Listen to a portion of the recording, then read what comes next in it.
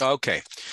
Welcome to our GPS for the Soul class. This is a beginner's guide to Tanya. We're on chapter 3, and I want to give a preface to chapter 3 in the sense that getting an understanding of creation, of how God creates the world, and that mankind is created in the image of God, that mankind is a physical version of godly energy. We have, as we said before, we have a chelik elikai mimal mamish, an actual part of God's essence within us. We want to understand what that looks like. What does that mean? And so what we're going to do is,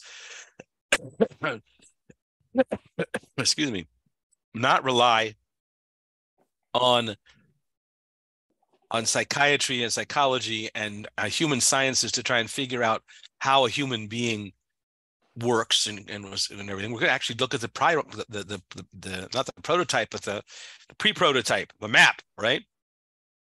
So looking through the Kabbalistic teachings of God's creation in the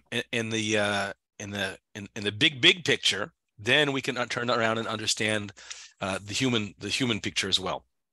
Let's quote from the top. Here, there's a quote from chapter 3 in the Tanya. The godly soul has 10 attributes.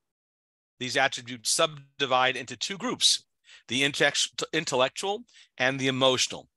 The intellectual attributes give birth to the emotional attributes. So there's 10, which is subdivided into 3 and 7. The 3 intellectual ones give birth to the 7 emotional ones. And this process is primarily accomplished through the third of the intellectual ones, the one called Daa't, in which we deeply unite with what we understand to the point that we can feel the concepts and they truly become alive for us. So before we dive deeper in, I want to give a visual. Right? I want to share with you a visual of what we're talking about here. Screen is loading. Okay, yeah. Rabbi talked about that. Oh, yeah. All right, what do you see on your screen? Hello? The 10, whatever. Is it tiny? No, it's good size. Perfect. Okay, so I'm seeing it tiny. Oh, see, so maybe if I've got it on the iPhone, maybe if I turn it horizontally, and I get what happened? I got big for something, really big. It's huge now. Okay. I've got two graphs, one in Hebrew. Right, but looks like mine is awfully small. No, mine filled the screen. Full the screen? Okay. Yeah. All right. So let's go from there then. I got it. Yeah, okay. Yeah. So these two graphs are actually the same graph, but there's one distinction in the definition, right? Because the one on the left has 10, the one on the right actually has 11. And they're 10. They're 10 spheros. But the question is how we're counting the 10 spheros. So we're going to look at the one on the right and describe it with the understanding that there's really 10, not 11, and we'll talk about the distinction between them, right? So at the top of the list here is Keser. Keser is crown. Yeah. There are those who will say that this, like on the left side, that this is one of the 10. And there are others who say it's not one of the 10 because it is so sublime. It is part of a higher realm, which is an infinite realm and is not really part of the creative energies. It's higher than that. Just as a crown rests above the head but is not in the head, so Keser is a channel through which the infinite comes down into the finite, and so it's either being counted or it's not being counted. So let's go back to the right side. Now you'll notice that there's 3 columns. There's one on the right, there's one on the left, there's one in the middle. And what we'll find is that the 2 on the right, the 2 on the sides will come together to form the one which is directly below them, but in the center column.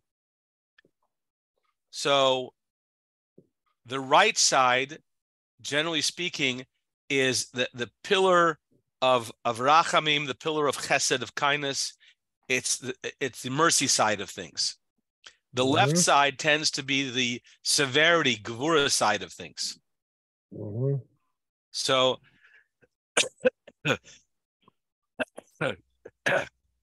we'll follow them down the track. Let's describe them in a little bit. So the top right is chachma. Chachma is that state of essence, that state of the initial insight, the spark of an idea, right? This is part of the three intellectual pieces, and chachma is the spark of an idea. We'll come back to that in a moment. On the left side is bina. Bina, in a sense, is the developmental part of that idea. If chachma is the seed, then bina is the gestation. The idea is taking that spark of intellect and working it to develop it in depth and in breadth. Someone has an idea that they want to build a house. Well, that's great. They can see it in their eye, right? Okay, well, tell me what you see. Oh, okay, so now we have to start in to go how big it is and what color it is and the design of it. Bina is developing all those things that were there in the initial spark, but fleshing out all the details. When we were in school as kids, we may have seen where, we learned something new in school today, and then you had homework. The intention of the homework is to start processing the idea you learned so it's not gone, because it's very tenuous. It's very tenuous until it has been processed. That's why we give the example of chachma is the seed, and bina is the gestation period. Because without that gestation period, there's no birth. And das is the product. Das is the birth of the child. Das is the structure in full, complete vision. It's all there, right? So chachma and bina and das. We oftentimes translate them as wisdom, understanding, and knowledge, but those are insufficient in the English language to really describe what they say. So we'll go back to the Hebrew. Chachma is that spark. Bina is the development of the spark. Das is the product of all of that work. So das is missing on the left side. Das is the center. Das is the center column. Oh, it's the center column. I was looking at the right side where the bima was, and the other one was connected, and says Daa't, and I thought that was it. Right. So chachma on the right, bina on the left. Das is the center column where those two things come together into full fruition. There we go. Go ahead. Is there a difference between spiritual and physical here, or is that not relevant to this? Always. So always there's a difference. So the center column is the physical, and the left and the right are the two spiritual, but the two levels of the spiritual were one being I wouldn't go so far as to say that the center column is physical, because this is a Kabbalistic idea. We're talking about this in the sense of a spiritual form, that all of this comes down to the physical reality as well. It comes down to the physical, but these graphs are dealing with the spiritual. Correct. Okay. Correct. But you'll find them in life itself in all that we do. Okay. But I right, if it's translated down. Okay. Like when there's thought and then there's action. Right. Yeah, that's a different category, though. We're talking about something completely different. Right. Right. Okay. So thought, speech, and action will fill this will fill itself into thought, speech, and action as well. But these Chachma, Bina, and Das, generally speaking, are all the intellectual pieces, which can be in thought mostly, but you can get them in speech as well. But generally speaking, Chachma, Bina, and Das are still going to be the intellectual pieces. Bernie, what were you going to say? I was just noticing the one on the left. I think that's the one that has a 10. 10 items, 10 listings on it. Yeah. Then when it doesn't have the center dots. That's the one that's missing from the one on the right. Right. So that's right. Well, you're saying the column and the left one, the column itself represents dots then? Is that what you're saying? The argument amongst the Kabbalists is when we talk about the 10 spheres, do we include Kesser or do we include Das? It's one or the other. Yeah. Okay. It's one or the other. Now, the one on the right side, they've included both, which is a misrepresentation in a sense because it's only 10 spheres. There's not 11. Okay. The question is, are you counting Kesser being that ephemeral one that's above all of this, or are you leaving out Das? Are you so in the one on the left, you'll see that Chachma and Bina have channels or roads straight into Tiferes. Okay, yes. Right? The line between Chachma and Bina, that might be what we call Das in the left column. The line between them, when they combine, creates that middle column. Okay, I see. But there are some Kabbalists that say that Kesser shouldn't be on here. It's too high. It's too ephemeral. It doesn't even belong on this list. Okay. And so it's not even a part of creation. It's above creation. And then there's this understanding that it is the joint space between the infinite and the finite. That's where Kesser is. Just like a crown, it hovers above the head, doesn't actually penetrate the head, but the head actually penetrates it. Right? So Kesser, that crown, is a very interesting category. So Das really is the combination of Chachma and Bina, and as most often is counted as one of the 10 spheres, whereas Kesser is usually above. And what are the Hebrew letters connecting them? Beyond the scope of this lecture and my knowledge. Okay. I see. Okay. Oh, so I didn't think that was possible. Oh. So, if we look there, the Chachma, Bina, Das, those are the intellectual parts. Remember we said there's 3 and there's 7 that make up the 10? That's the top 3. That's the intellectual part. The intellect creates the emotions. The intellect gives birth to emotions. You have to know something before you can have an emotional attachment to it. Once you've tasted chocolate cake, now you know, right?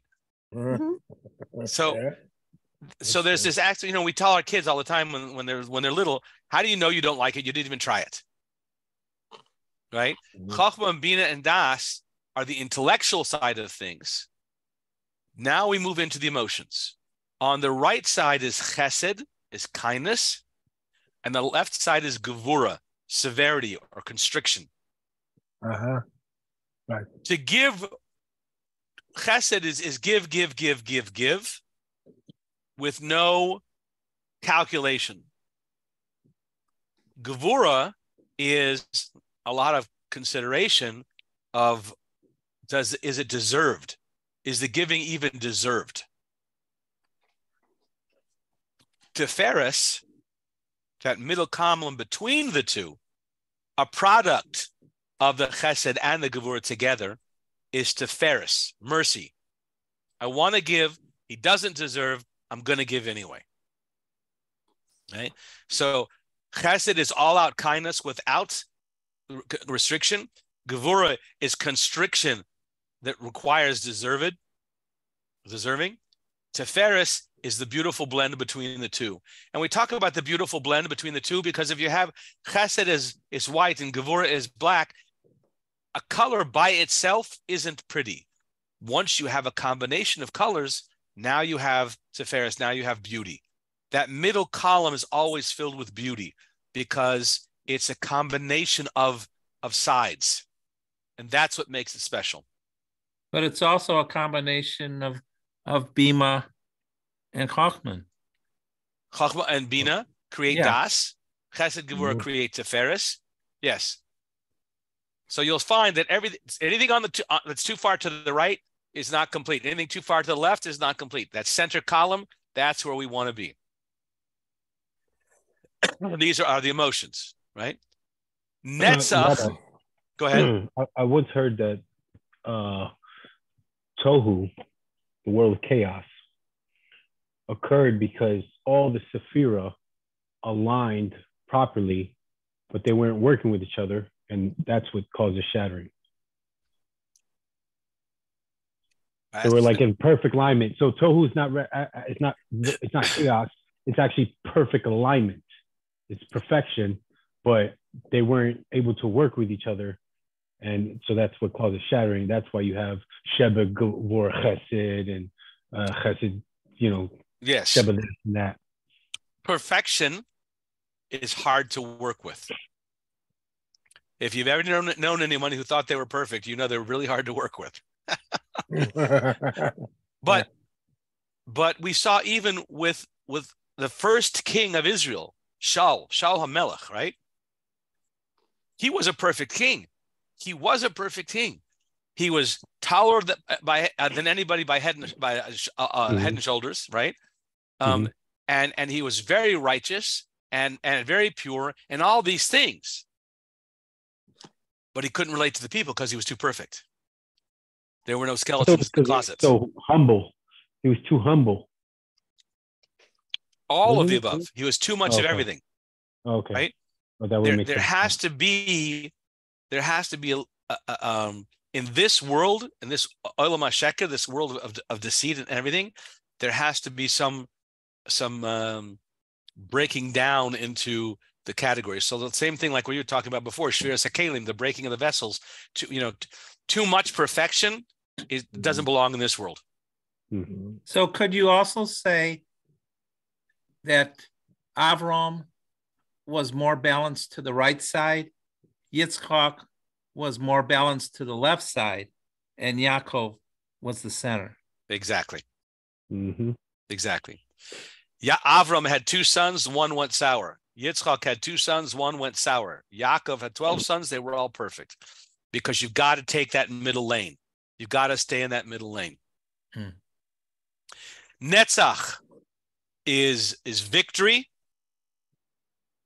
Hod is the secretive part of things where things are being restricted. Not everything is being shared. What's the deal with those two? Because I never hear any teachings about Netzach and Hod. I always, everything else, and I always get confused on which side is which leg, and it always says just the size. Yeah. Why we never hear about victory? For the purpose of this class, it's not as relevant, and the Tanya doesn't go into that too much for those specific ones, because what the Alter Rebbe is sharing in Tanya is a better understanding of ourselves. So to briefly note, Netzach is that side that always wants to be victorious, that side which wants to win the argument, that side which wants to have the conquest. So could that Netzach be a factor in somebody who is a military leader who wants to seek out, Absolutely, but it can also be the kid in the playground who is determined to win the ball game. Okay. Or the argument. It's the need to succeed. It's a foundational part of leadership, the drive to be the top, to be the best. And but it would overlook in that case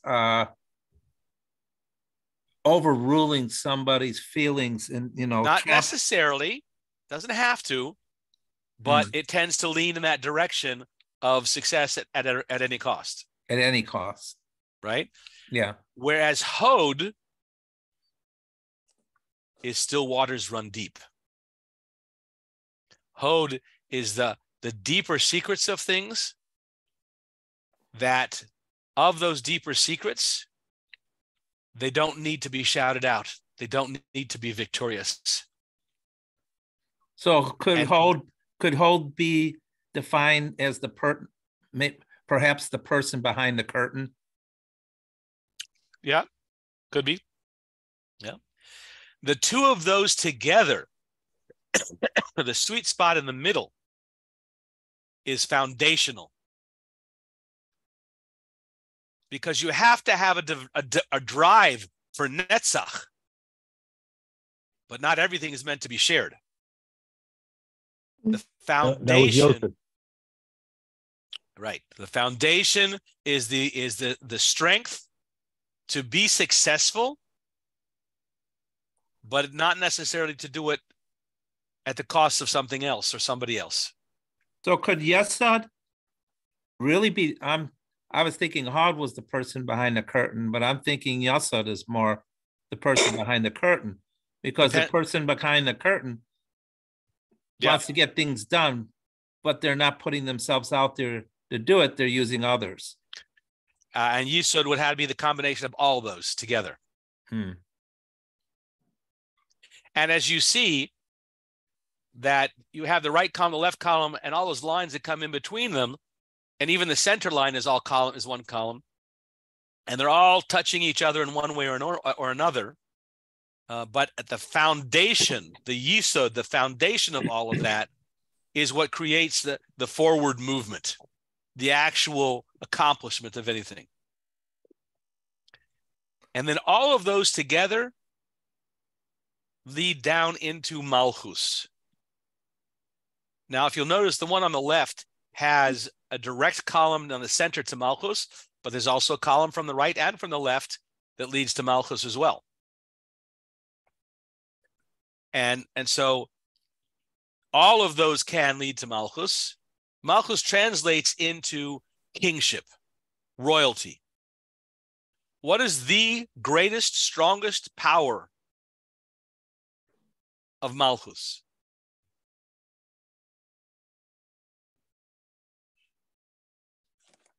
Control. Balance.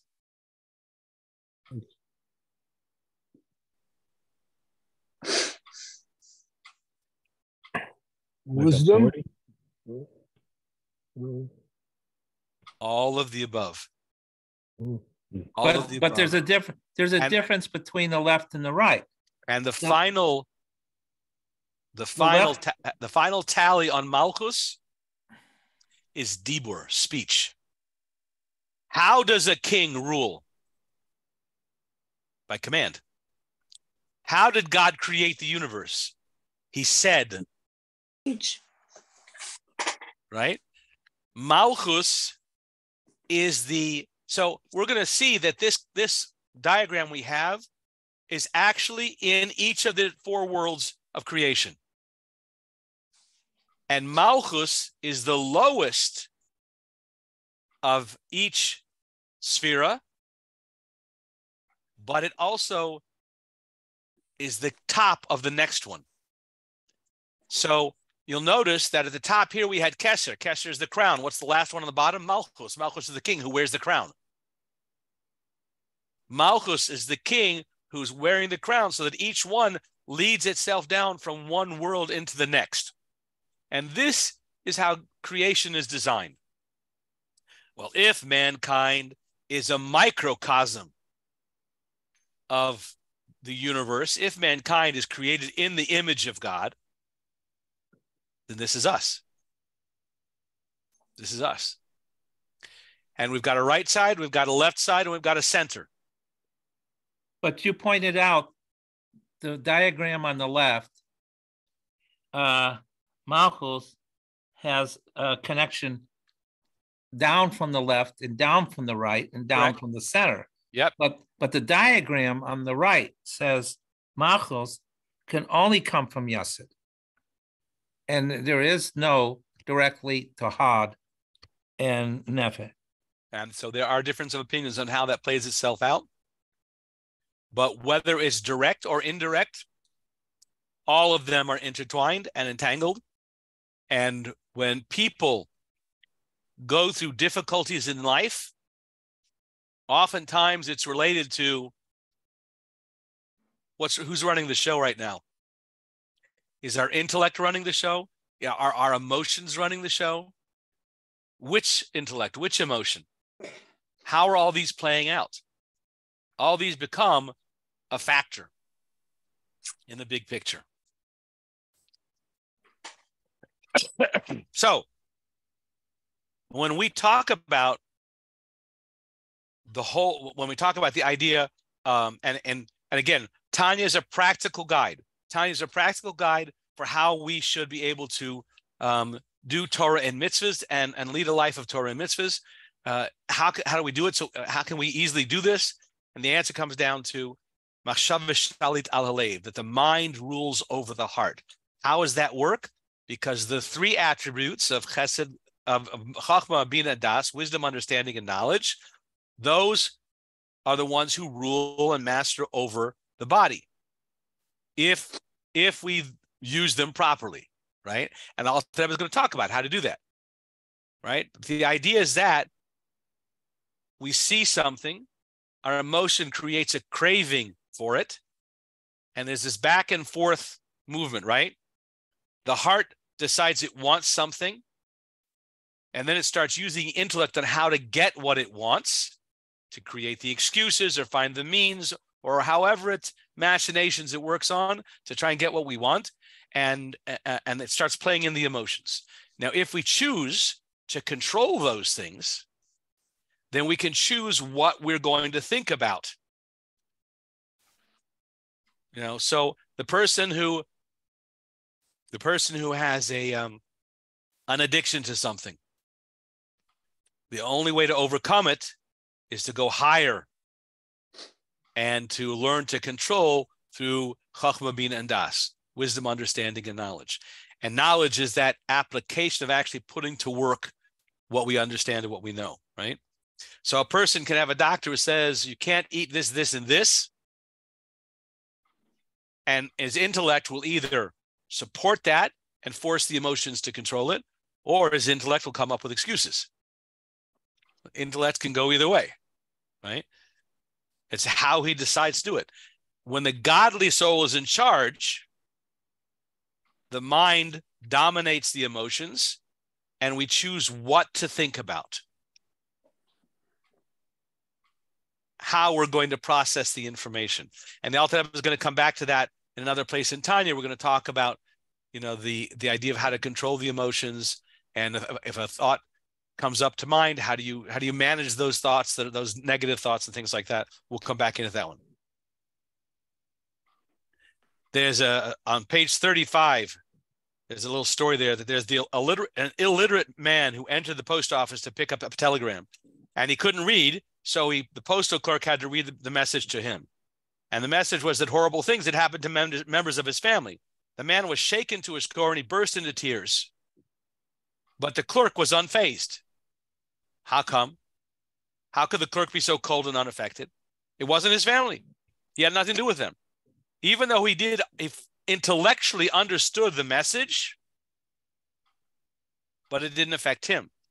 And that's the importance of das, that stage of transforming comprehension into feelings, making it come alive. Now, that same clerk, if he focused on his attribute of compassion, you know, then he could have become affected, but it would never be the same as the guy to whom this was all personal.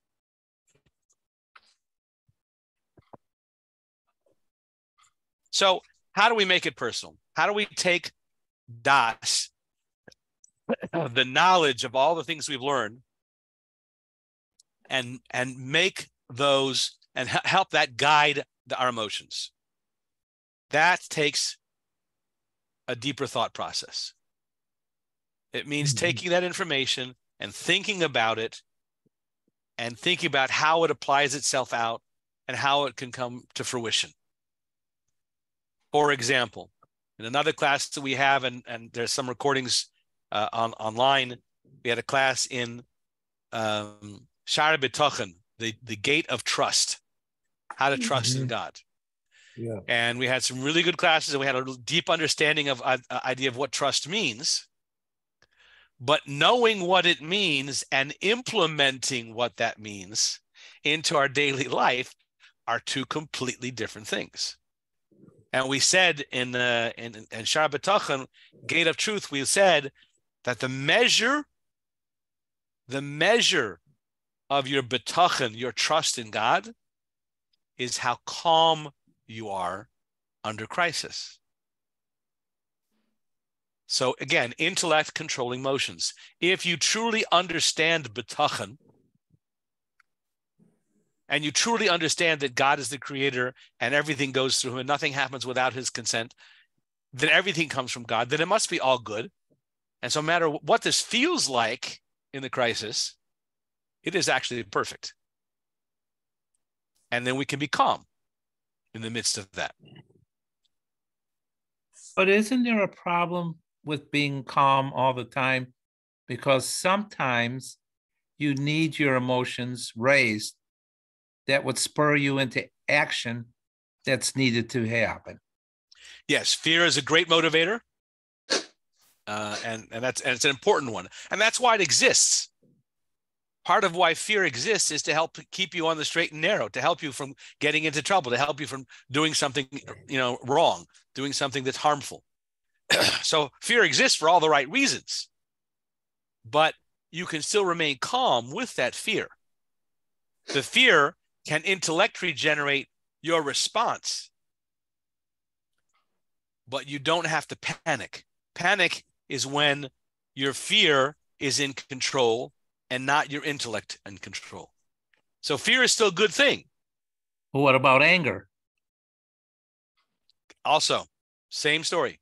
Well, I would differentiate on you, and it's in the Torah that showed the reaction of I can't remember his name, who went and killed the person who was having relations with somebody who wasn't Pinchas. Jewish. Yes. Pinchas. And Pinchas arose on that anger, took action, and was rewarded by Hashem for it, for doing the right thing. Exactly. But without the anger and without that emotion, he might have not taken the action that Hashem rewarded him for. Exactly. And he processed it intellectually as well. Because when he had that emotion, he went to the leaders and he said, he expressed this and said, what are we supposed to do? And it was forgotten.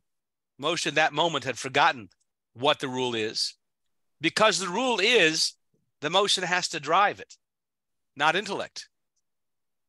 And so therefore he went and he took revenge, and he took God's revenge, right?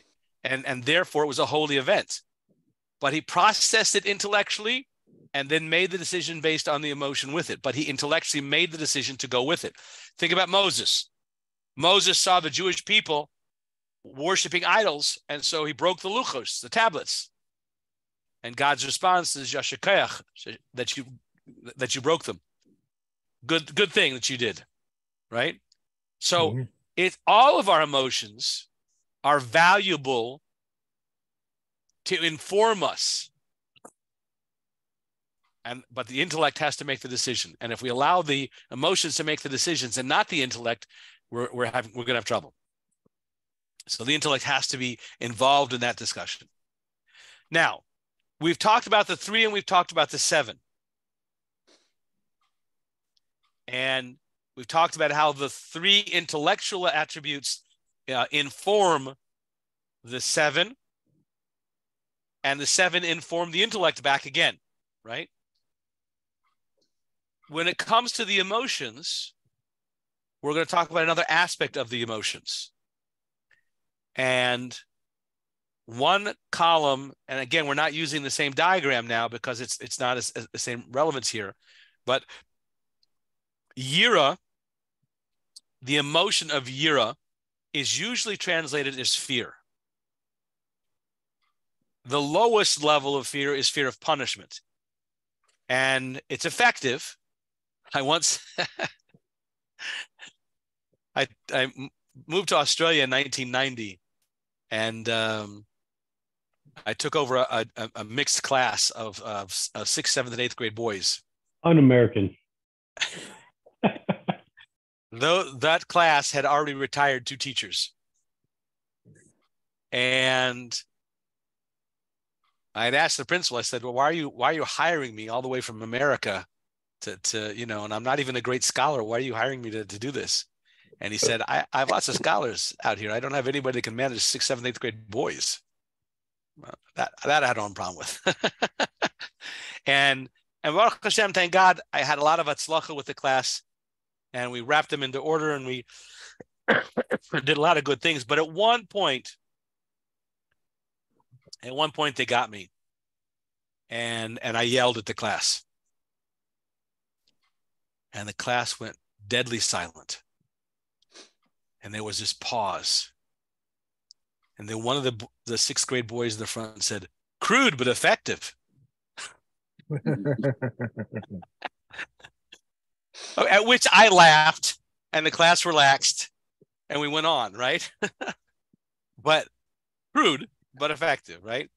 So yira, fear, in its lowest level, is fear of reprisal, fear of punishment, right?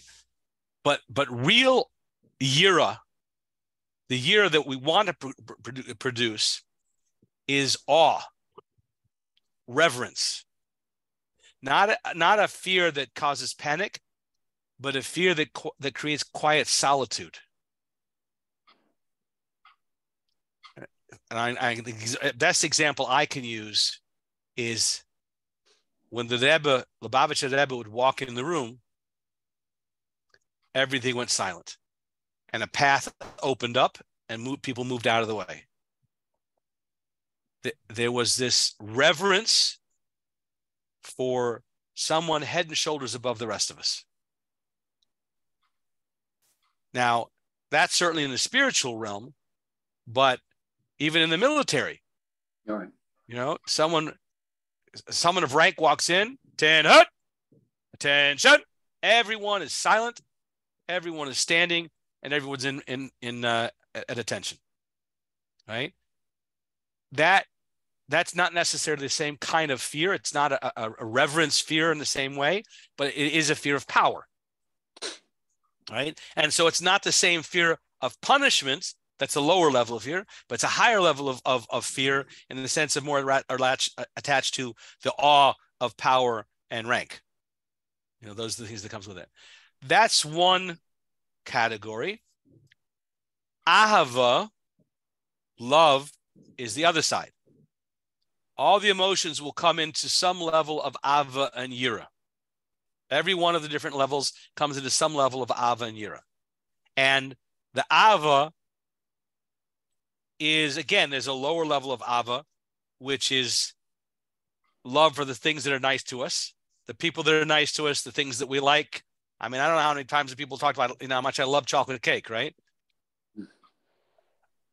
That's such a shallow comment, because that's not what love really is. You love what that chocolate cake does for you. It tingles your taste buds and all that, those, but that's not a higher level of love. A higher level of love is where the attachment is so powerful, you want to get lost within it. Mm-hmm. And become a part of it. And in Hasidus, we talk about, in the physical world, if you take a candle and it has its flame, and you bring a torch, a much more powerful flame, and you bring it nearby, without even touching, the candle flame will leave the wick and join the bigger flame to get lost within the bigger flame. So a physical example of exactly how this works, right? When you see something that's so attractive, so powerful, that you want to become lost in it. Now, in a sense, so many veterans that I talk to, why did they join the military? If they weren't drafted, why did they join the military? They wanted to be a part of something bigger and greater. That's ava. That's love. Love for country, love of service, but they wanted to be a part of something bigger and greater. So all the things that we're going to play with are going to come down to these categories of ava and yira, love and fear. And there's a lower level of love and fear. There's a higher level of love and fear. We're going to be playing with those pieces to it.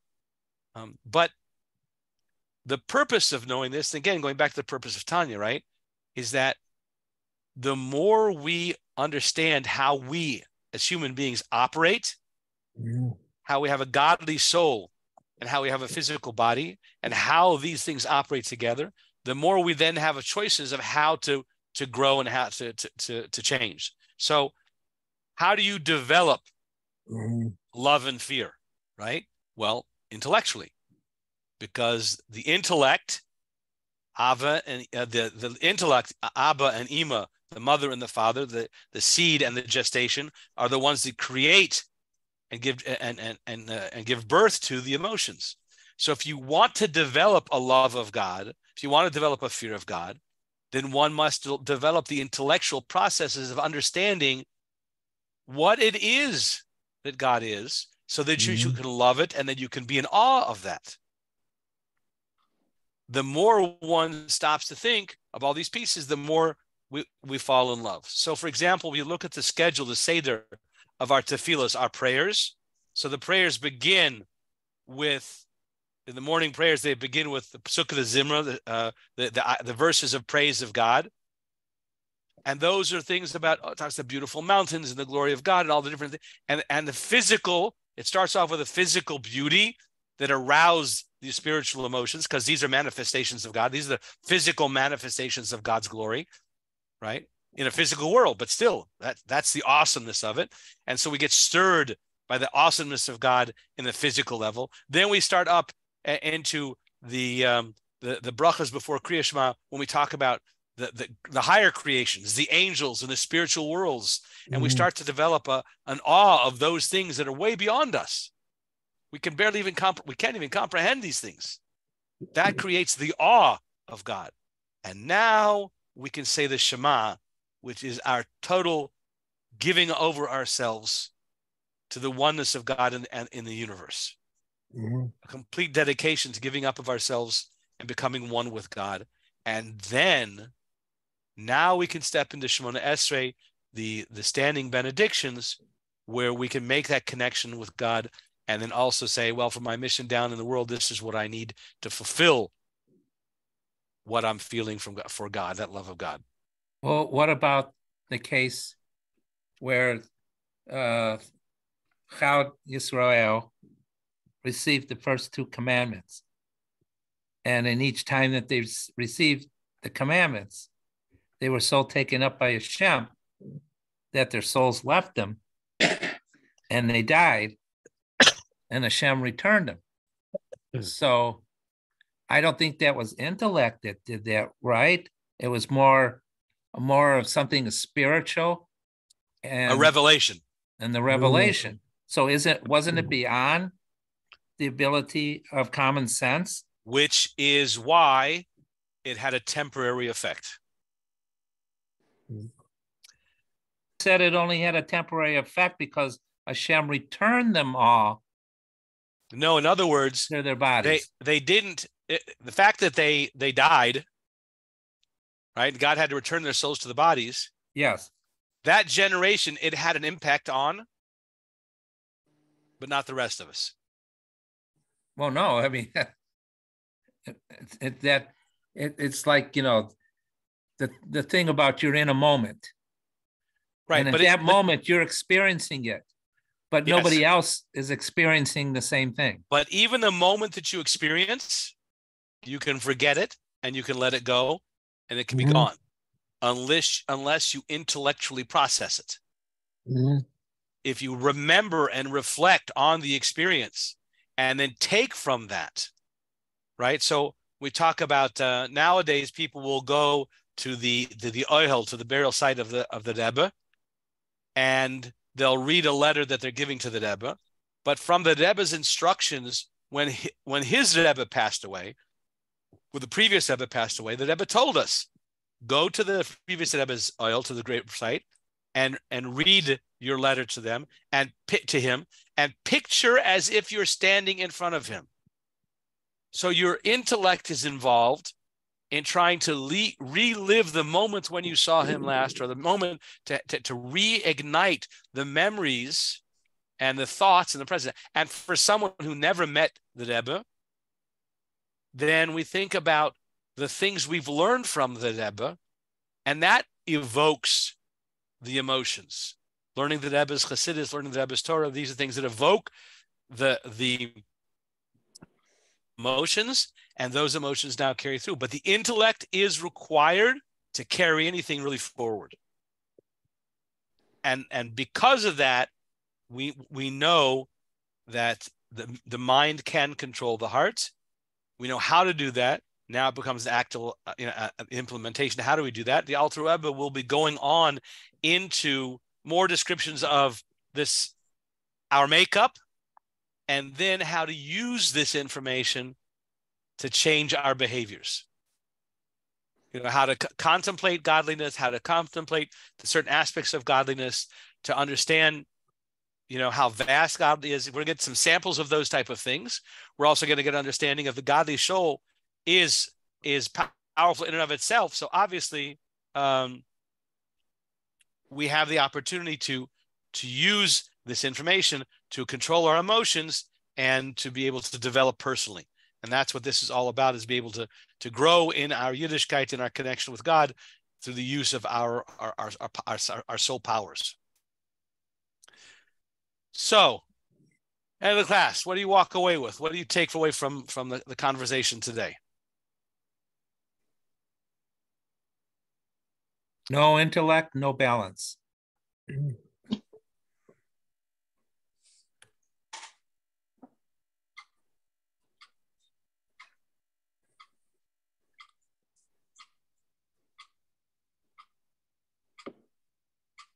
I was discussing this whole concept with my wife because of the acronym MELEC and the acronym, what is the other one? The FOOL?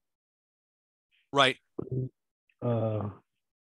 MELEC, and then Lev. Yeah, Lemech. And then, yeah. And because the Rebbe, in the Rav Malkos, the Rebbe says we're in Gula. I mean, we need to have this Gula mindset. And so, like, in Gula, you're supposed to, like, your heart's supposed to, like, lead. And I was like, how is that possible if this is, like, contradicting Tanya? You can't contradict Tanya. And I was talking with my wife about this because she's she learns the Gula teachings and stuff like that from the Rebbe and stuff.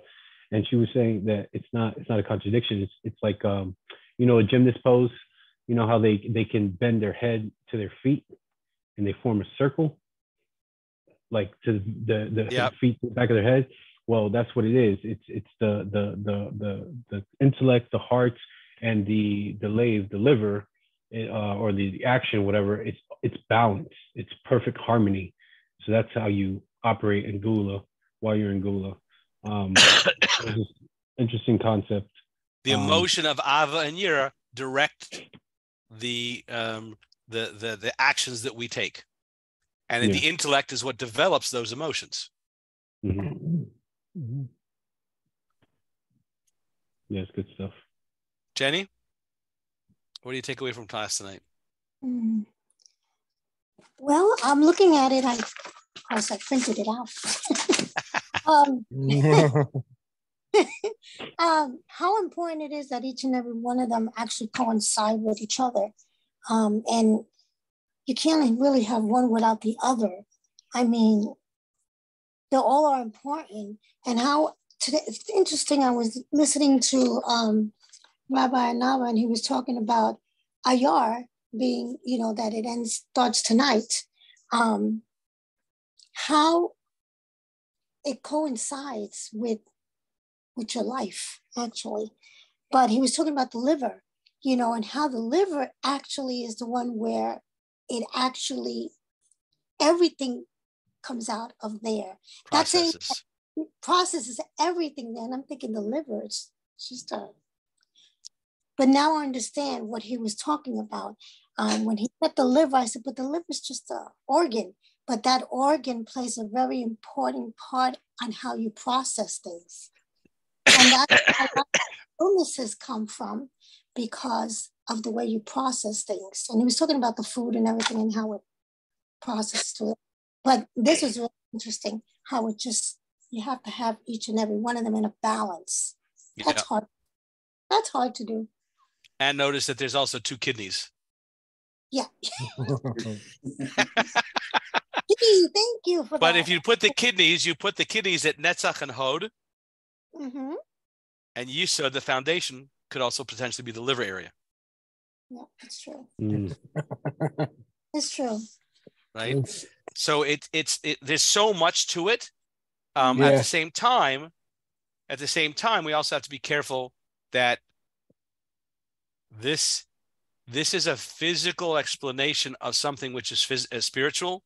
Mm-hmm. So every mushal, every parable, or lesson, at some point it's going to break down. Mm-hmm. Right. So it's a beginning to try to, if I was explaining this to a child, I would explain it in a different way, right? Mm-hmm. But to a Kabbalist trying to explain that to me, it's the same. It's the same as me trying to talk to a 5-year-old, right? The Kabbalist understands this a lot more than I do, and he only understands this a fraction of what God's infinite world is.